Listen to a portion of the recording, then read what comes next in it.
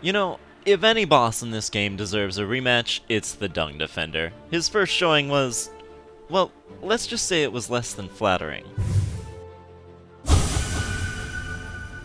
So let's see. Has he ironed out the weaknesses we used to absolutely stomp on him before? He's off to a good start here, as he can no longer be staggered, but what about his attacks? Once again, he has the butterfly stroke, the shot put, the curl, and the high dive. He also has a new addition to his repertoire, the spike wave. The butterfly stroke has been more streamlined than changed. He'll now only do one cycle of this attack, only traveling forwards a short distance instead of swimming all the way across the screen. This makes sense. With the original version, you'd probably have already either dodged or gotten hit within the first cycle, so him stopping makes him feel a lot more proactive. But this also means that it can now be dodged more easily without jumping. It comes out pretty quick. You'll want to be ready to dash away from it the moment you see it come out. Dashing through it or jumping will work here as well, but I'll skip ahead a tad and let you know that dashing away keeps you safer from his other attacks too. Shot put hasn't changed too much, though I believe an effort has been made to make him target the corners with this attack, making them significantly less safe than they once were. They're still generally the safest place to be while he does this, but you might have to actually dodge just a little bit if you decide to hunker down. As before, the biggest problem with this attack isn't really the dung balls themselves, it's the swipe he does with his arm when throwing them. If you're really careful or have a longer nail, you can still lay on some damage when he does this, but if you're not feeling it, there's no shame in just staying away. I also want to point out that the dung balls can be destroyed with spells. This will be more relevant with another attack, but using an Abyss Shriek here to clear the field can be pretty smart. Also be aware that he has two variants to this attack. The first will be for him to toss 2 balls in a row, and then to return to his usual behavior. However, if he throws 3 dung balls, he will always follow up the third with the curl attack. As before, this is the only situation where he will ever use curl, and it's almost completely identical. He's extremely susceptible to your knockback, which you can use to keep him away from you, and he'll only conclude this attack after hitting the ground 3 times. Now, you may remember that in the original fight, we could take advantage of this attack by juggling him in midair, so does that still work? You bet your dung balls it still works, and even better than before. Remember, he can no longer be staggered, and that means if you get him trapped up here, there is no escape. He can literally do nothing about this besides wait for you to drop your combo. If you can get the rhythm of this attack down, the whole fight will basically roll over for you. But it's definitely not a sure thing that he'll be bouncing at the right angle for you to do this, so I guess we might as well move on to see what he does if you let him bounce 3 times. He'll wind up in midair and use a unique variant of the spike wave, which causes the spikes to spread across the entire arena. These can be dodged by double jumping, but use the Shade Cloak or Descending Dark to just let them pass you by. But he's still not done. After using the super spike wave, he'll be burrowed underground, and he'll finally finish the series of attacks with a high dive. The high dive has probably received the most buffs of his old attacks, most notably that he is now immune to the desolate dives while underground.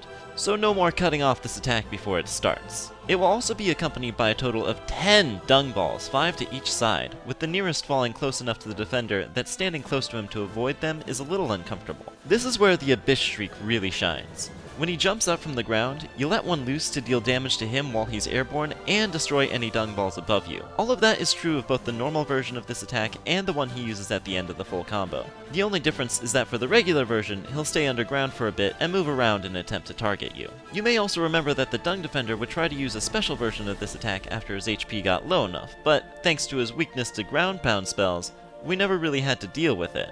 Well, with the White Defender's newfound immunity, we definitely have to deal with it now. At 600 HP remaining, he'll let out a battle cry, dive into the ground, and perform 6 dives in rapid succession. This is actually really tough to fully avoid, as he moves around and bursts up from beneath you really fast, and while you can rely on Abyss Shrieks to avoid one volley of dung, it's unlikely you'll have a full set of 6 to use for this attack, so you'll likely end up avoiding at least some of the volleys the old-fashioned way. My main recommendation is to dash liberally while he's underground to keep him from being directly beneath you. If you can manage that, it's pretty smooth sailing. Finally, the Spike Wave is an extremely threatening addition to his move pool. It comes out quite fast, and while the grounded version of this attack doesn't cause spikes to travel across the whole screen, instead only forming 3 on each side, it's not going to make much of a difference if you're too close to him. And unlike the others, these ones reach up to the ceiling, so no jumping over top. This attack is the main reason dashing away from him is your best bet in most situations, as this attack leaves no blind spots above him or behind him.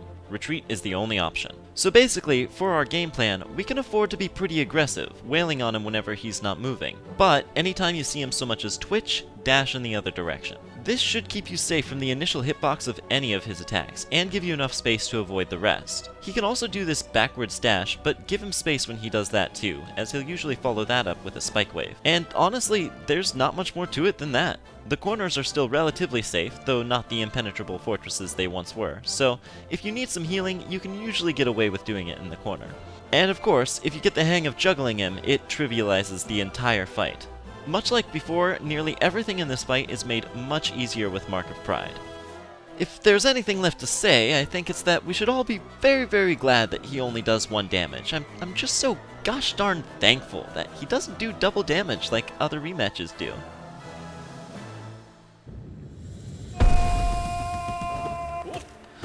But if we come back in here, he now does double damage. This is identical to if he had, if we were fighting him in the Hall of Gods, doing an Ascended boss fight. No other major changes. You already said that one. That was not 3 bounces. What was that?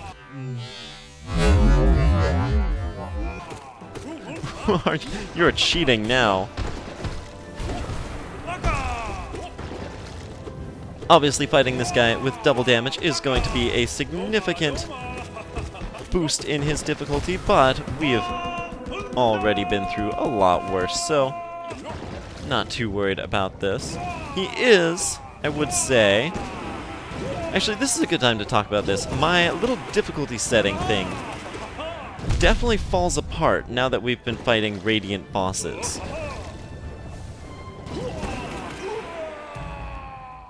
There we go.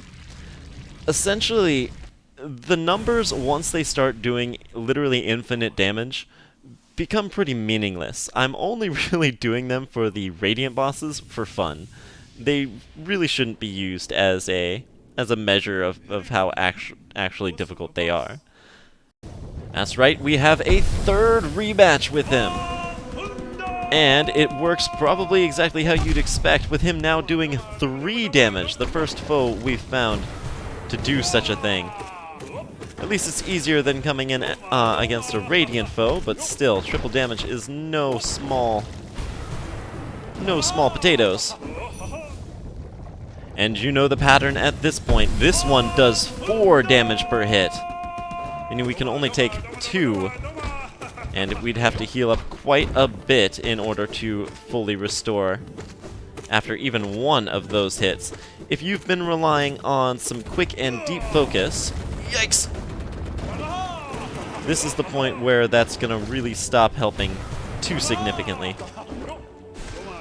But still definitely a possibility, as something that you can do if you really need.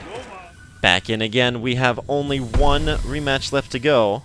The 5th and final one where he does 5 damage.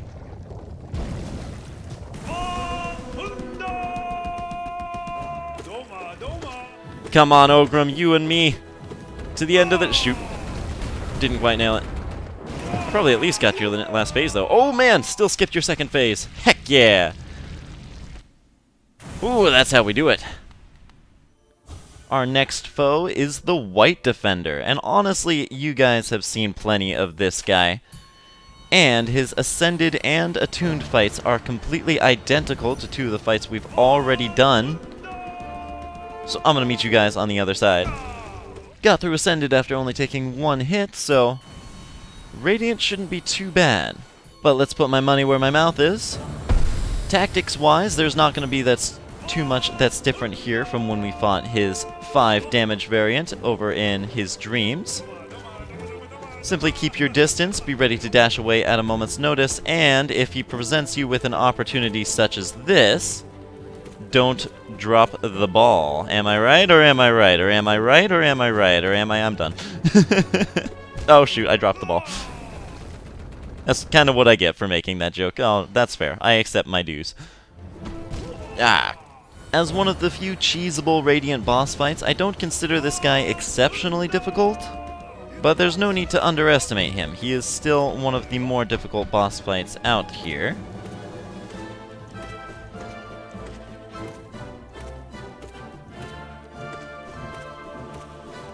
And as cheese goes, this is definitely the most skill intensive, as even one missed input can spell not only you dropping the combo, but him hitting you as well.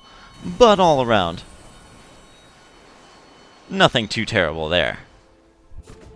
Ooh, that's a lot of iterations of one fight. Okay, well, at least there's no other bosses we'll have to fight 6 total times, right? Anyway, next up is Grey Prince Zote.